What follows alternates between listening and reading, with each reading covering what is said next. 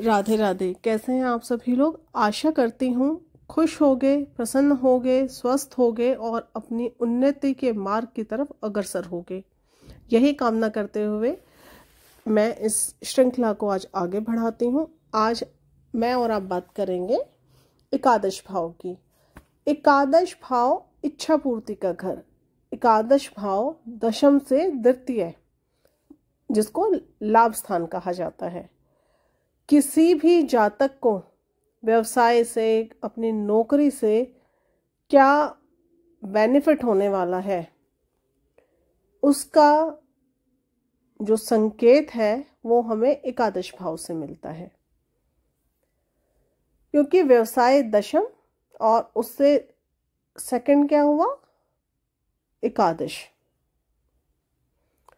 एकादश भाव के जो अन्य नाम है, इसको हम एक तो उच्च हाउस कहते हैं, पर्णफल कहते हैं, और इसको आपकी सिद्धि प्राप्ति का भाव भी कहा जाता है।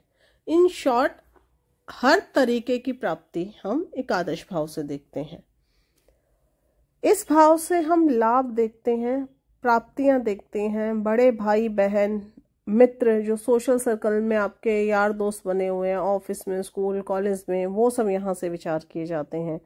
कोई शुभ समाचार, आभूषण, वाणिज्य के द्वारा जो लाभ आपको होता है, एकादश भाव आपके सम्मान को सूचित करता है। जो नोबल पुरस्कार जिन लोगों को मिलता है ना, अगर किसी के भी जानकारी में कोई पर्सन हो जिसको नोबेल पुरस्कार मिला है तो उसकी पत्रिका उठाएंगे तो वहां आप पाएंगे कि उनका जो 11वां घर है, 11th हाउस है, वो बड़ा मजबूत है। इसके साथ साथ ही जो एकादश भाव में जो ग्रह होता है, बलि ग्रह, वो आपको सौभाग्य, वाहन, सुंदर घर, सभी प्रकार के सुख सुविधाओं को प्रदान करता है। सुंदर भार्या भी आपको, परिधान भी, भोजन भी, या कुल मिला के कहूँ कि सारे संसारिक सुख एकादश भाव में बैठा एक स्ट्रॉन्ग प्लैनेट, या एकादशेश खुद अपने भाव में बैठ जाए तो। पराशर जी के अनुसार जो 11वां भाव है, उससे हम धन संबंधित विषयों का तो विचार करते ही करते हैं। पुत्र वधु, आपके बेटे की बहू कैसी होगी, शत्रुओं से संबंधित बातों का भी विचार हम एकादश भाव से करते हैं। एकादश भाव में आपकी तमाम आकांक्षाएं जितनी भी हैं वो एकादश भाव। पुत्रों का विचार एकादश भाव, पत्नी से धन का जो लाभ होना है वो एकादश भाव।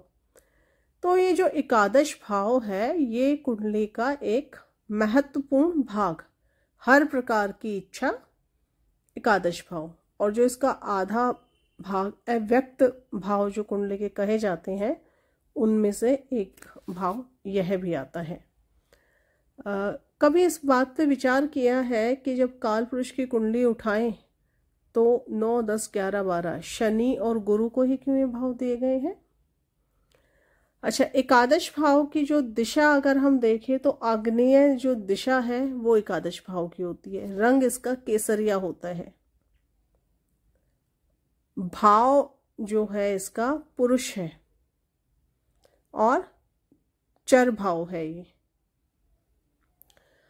एकादश भाव में अगर एकादशेश शुभ हो, मित्र में राशि में हो, दिग्बली हो, दिशा बल उसको मिला हो, अस्त ना हो ग्रह युद्ध में, या शत्रु राशि में ना हो, तो ऐसा जातक एक धनवान परिवार से जन्मा होता है।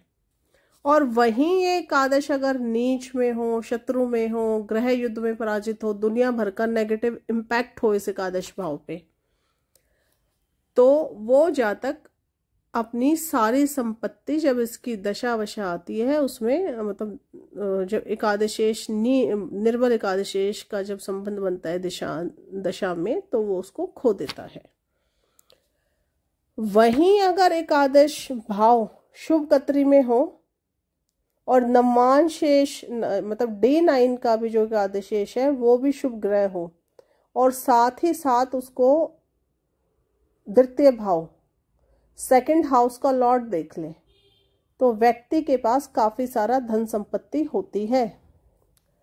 ये तो हुआ एकादश भाव का छोटा सा एक संक्षिप्त विवरण। कोशिश किया है कि जितना पढ़ा है समझा है आप लोगों के साथ साझा कर पाऊँ।